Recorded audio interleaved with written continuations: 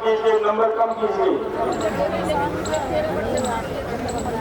अगर सरकार ने अपनी नीतियों में कुछ तब्दीली ना लाए, ऐसे ही चलता रहा, वो जो 7 लाख किसान हमारे कर्ज की वजह से गए हैं, अगर उनके सभी के पास हमें जाना पड़ा, हम जाएंगे, सभी के परिवार के एक एक सदस्य को दिल्ली के अंदर लाएंगे, तो वो 7 लाख की संख्या होगी। भारत सरकार इस बात पे ध्यान दे। हम उनकी लड़ाई भी लड़ रहे हैं, वो हमारे बच्चे हैं, हमारे किसान जमात के बच्चे हैं, हमारे परिवार के बच्चे हैं। तो इसका मतलब ये स्पष्ट होता है कि किसान जो कर्ज की वजह से सुसाइड कर गया, आत्महत्या कर गया, वो सरकार ने हमें एमएसपी से कम रेट देकर हमें कर्जाई किया, उसकी वजह से उन्होंने आत्महत्याएं की हैं। तो अगर सीधा सीधा वो 7 लाख किसानों का कत्ल किया गया हमारे सिस्टम की तरफ से, सब सिस्टम की वजह से बनाया जा रहा था, उसके लिए लड़ाई लड़ रहे हैं हम। हमें लड़ाई लड़ेंगे। हम ये सोच रहे हैं कि भविष्य में हमारे किसान जमात का कोई किसान सुसाइड ना करे। हम ये सोचकर लड़ाई लड़ रहे हैं। इसी स्थिति में हम अपनी जमीन देंगे नहीं। तो ये बताएं हमारी सरकार कि क्या ये हमारी बात जान भी देनी पड़ेगी तो जायज नहीं है कि आप एमएसपी जो निर्धारित करते हो वही कर दो, आप ही करते हो, हम नहीं करते, सरकार ही करती है। एमएसपी का मतलब मिनिमम सपोर्ट प्राइस, कम से कम, जो कम से कम दिया जा रहा है वो भी हमारे किसान को ना मिले, और उसके लिए एमएसपी गारंटी कानून ये मांग रहे हैं कि आप ही का निर्धारित किया हुआ रेट हमारे किसान को मिल जाए। हमारी मांग से खुद नहीं है। ये कौन सी बुराई है भाई, कौन सी बड़ी बात कह रहे हैं हम? ये कैसा हो हमारे देश का सिस्टम कि ये मांगने वालों को हमारी सरकार ये कहे कि खालिस्तानी है, ये आतंकवादी है, ये देशद्रोही है। मुझे कोई जरूरत पड़ी तो मैं, और ये कह रहे हैं, ये बात लगातार यही बात कह रहे हैं।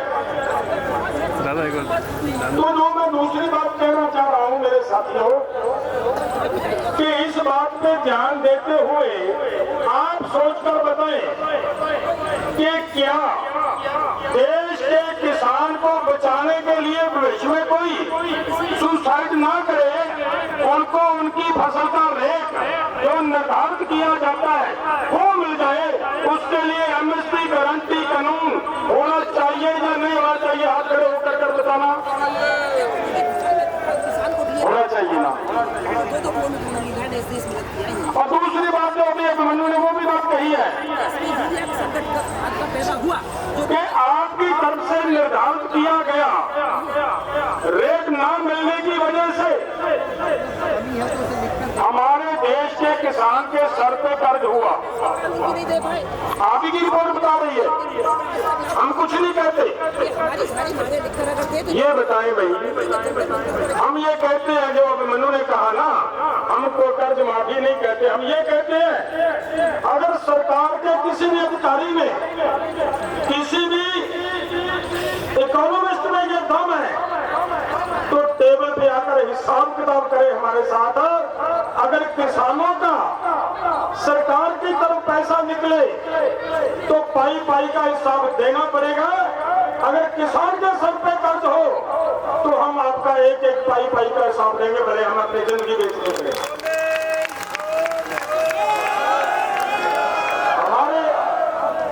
हमारे किसानों की तरफ पैसा कर्ज निकलता ही नहीं। हमारा लूटा गया 45 लाख करोड़, हमने देना जो इनकी बेईमानी की वजह से, इनकी हेरा फेरी की वजह से हमारे सर पे मना गया है, वो केवल 15.5 लाख करोड़ है। अगर वो भी इनका वो काट कर हमारे देश के किसान का लगभग 30 लाख करोड़ रुपया सरकार की तरफ निकलता है। सरकार क्यों नहीं देती हमारे किसानों का? समय की तत्कालीन सरकार टेबल पे आई सरकार हमारे साथ। उस कानून को बदला। और मैं दूसरी बात ये कहना चाह रहा था, एक भी सदन में सदस्य के लिए तरसती है, चाहे वो विधानसभा का हो। ये कहना चाह रहा था मायावती आज उनके साथ कि डॉक्टर स्वामीनाथन जो हमारी मांगे हैं वो आज की नहीं है, कोई भी आज की नहीं है। अलग अलग समय पे सरकार ने ये हमारे साथ कमिटमेंट्स की हुई है।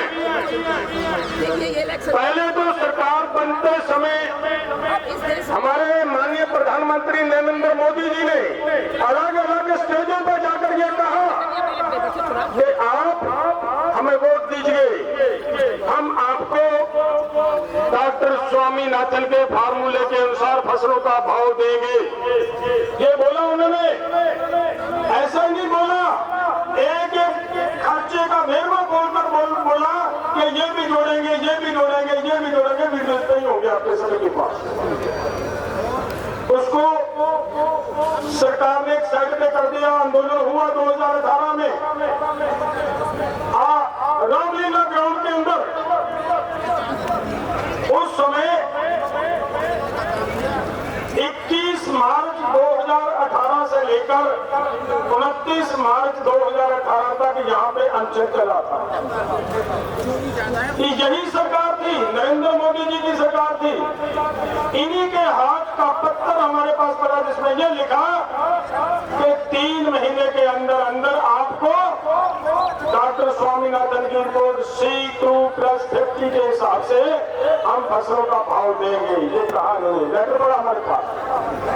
तो आप ही का किया हुआ वायदा है। ये कौन सा तरीका